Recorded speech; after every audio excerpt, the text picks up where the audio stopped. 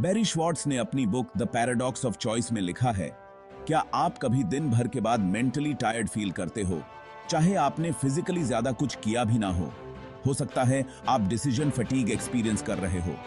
हम हर दिन बेशुमार डिसीजंस लेते हैं, क्या पहनेंगे से लेकर क्या खाएंगे तक।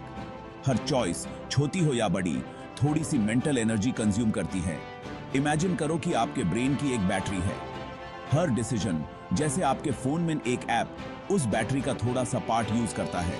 सिंपल चॉइसेस जैसे शर्ट चूज करना बैटरी कम यूज करते हैं, लेकिन कॉम्प्लेक्स डिसीजंस जैसे करियर चेंज करना बैटरी जल्दी खत्म कर देते हैं। जैसे जैसे दिन गुजरता है और हम और डिसीजंस लेते हैं, हमारे मेंटल बैटरी ड्रेन होती जाती है। यही डिसीजन फटीग है। हम कम पेशेंट, कम डिसाइसिव और इंपल्सिव चॉइसेस लेने के लिए ज्यादा प्रोने हो जाते हैं। डिसीजन फटीग ह्यूमन सरप्राइजिंग तरीकों से अफेक्ट करता है। याद करो वो फ्रस्ट्रेटिंग मोमेंट जब आप ग्रोसरी स्टोर में सीरियल चूज नहीं कर पा रहे थे, या फिर लंबी टू डू लिस्ट देखकर ओवरवेल्म्ड फील कर रहे थे। वो डिसीजन फटीग ही एक्शन में था। ये हमारे रिलेशनशिप्स को भी इंपैक्ट करता है।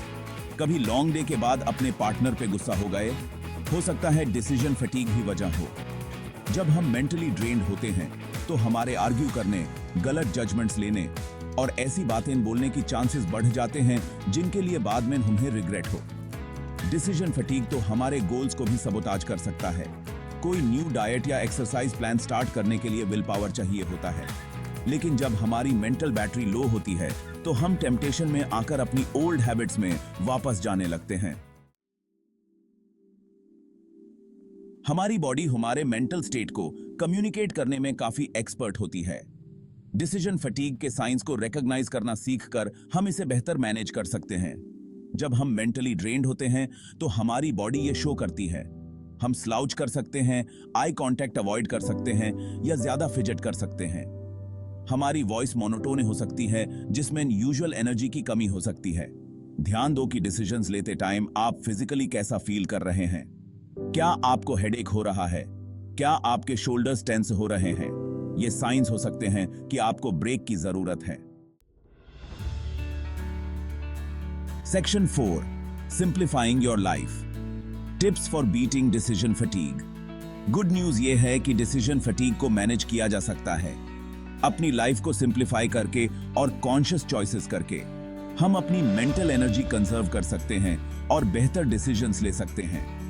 एक इफेक्टिव स्ट्रैटेजी है कि हम डेली बेसिस पर लिए जाने वाले डिसीजंस की नंबर को कम करें। कोशिश करें कि एवरीडे टास्क्स जैसे कि कपड़े पहनना या ब्रेकफास्ट बनाना रूटीन बन जाए।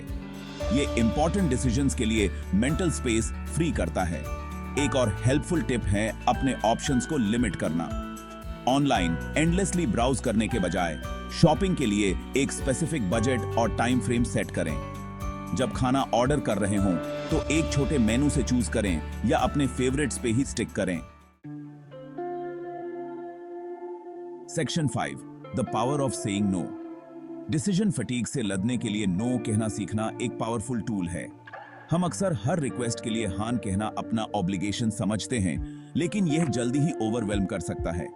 ये समझें कि जब आप मेंटली ड्रेन्ड फील कर रहे हों तो इनविटेशंस डिक्लाइन करना या टास्क्स डेलीगेट करना बिल्कुल ओके है। अपनी वेलबींग को प्रायोरिटाइज करें और उस पर फोकस करें जो ट्रूली मैटर करता है। शुरू में नो कहना अनकंफर्टेबल लग सकता है, लेकिन प्रैक्टिस के साथ ये इजी हो जाता है। याद रखें, अपने टाइम और एनर्जी को प्रोटेक्ट करना साउंड डिसीजंस लेने और एक फुलफिलिंग लाइफ जीने के लिए एसेंशियल है। सेक्शन 6, फाइंडिंग फ्रीडम इन सिंप्लिसिटी। डिसीजन फटीग एक रियल फिनोमिनन है जो हम सबको अफेक्ट करता है, लेकिन इसके इम्पैक्ट को समझकर और सिंपल स्ट्रेटजीज अडॉप्ट करके हम अपनी चॉइसेस पर कंट्रोल रिगेन कर सकते हैं और एक हैप्पियर, मोर फुलफिलिंग लाइफ जी सकते हैं। याद रखें, हैप्पीनेस का मतलब हर डिसीजन को मैक्सिमाइज करना नहीं है। ये उन चॉइसेस को बनाने के बारे में है जो हमारी वैल्यूज से अलाइन करते हैं, हमारी वेलबींग को प्रायोरिटाइज करते हैं और हमें खुशी देते हैं। तो अगली बार जब आप बहुत ज्यादा चॉइसेस का प्रेशर फील करें तो एक डीप ब्रेथ लें, सिंप्लीफाई करें और वो चूज करें जो ट्रूली मैटर करता है। आपको जो फ्रीडम और क्लैरिटी मिलेगी उससे आप खुद सरप्राइज्ड हो जाएंगे। लाइक ओमेंटी मंतादी के जय दी शिताये शेयर,